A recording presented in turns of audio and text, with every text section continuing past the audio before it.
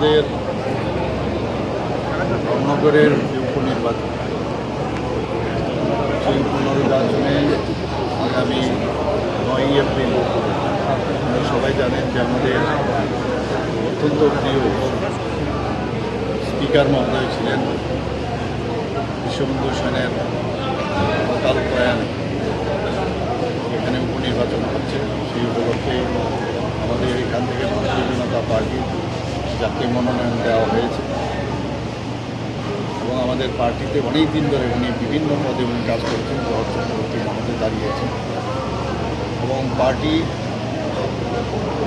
ঠিক করেছে ওনাকে এই ধর্মনগর যে বিধানসভা কেন্দ্র সেখান থেকে ওনাকে লড়তে হবে এবং সেই উপলক্ষে আজকে আমার এখানে আসা। কালকেও এখানে একটা র্যালি আছে,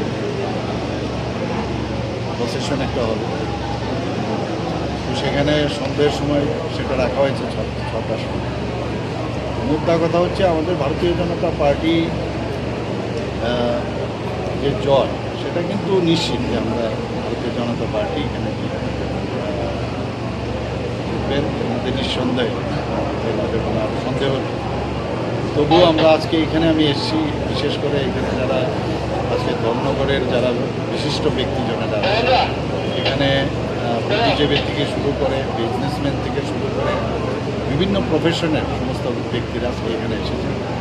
ওনাদের সাথে মত বিনিময় করব এবং এতে করে ওনাদেরও মত আমরা জানব বা ধর্মনগরের কী সব বিষয় আছে যেগুলোকে আমরা আগামী দিন আমাদের সরকার কী করতে পারে।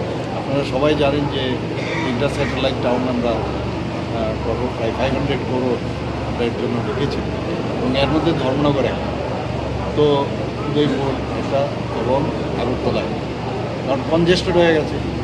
তো এইসব বিষয় তো আছেই, প্লাস আরও অনেক যেসব উন্নয়নমূলক বিষয় আছে সেই বিষয় নিয়েও আজকে হয়তো এখানে যারা বিদ্যজনেরা আছেন, বিশিষ্টরা জনেরা আছেন তাদের সাথে মত বিনিময় করবো এবং ওনাদের আমাদের উপর কী আশা ভরসা, কারণ মোদিজির উপর কী আশা ভরসা সেগুলো বুঝবার চেষ্টা করি।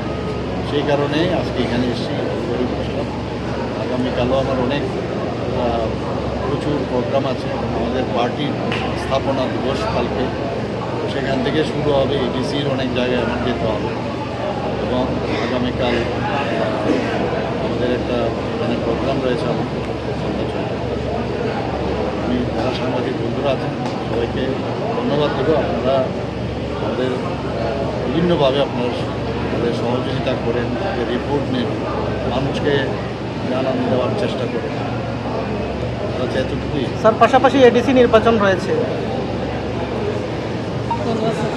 গোটা ত্রিপুরা রাজ্যের প্রায় 41-42 লক্ষ মানুষের পরিষেবা এবং সেবাদানের উদ্দেশ্যে যিনি কাজ করছেন, আমাদের গুরুজন তুল্য,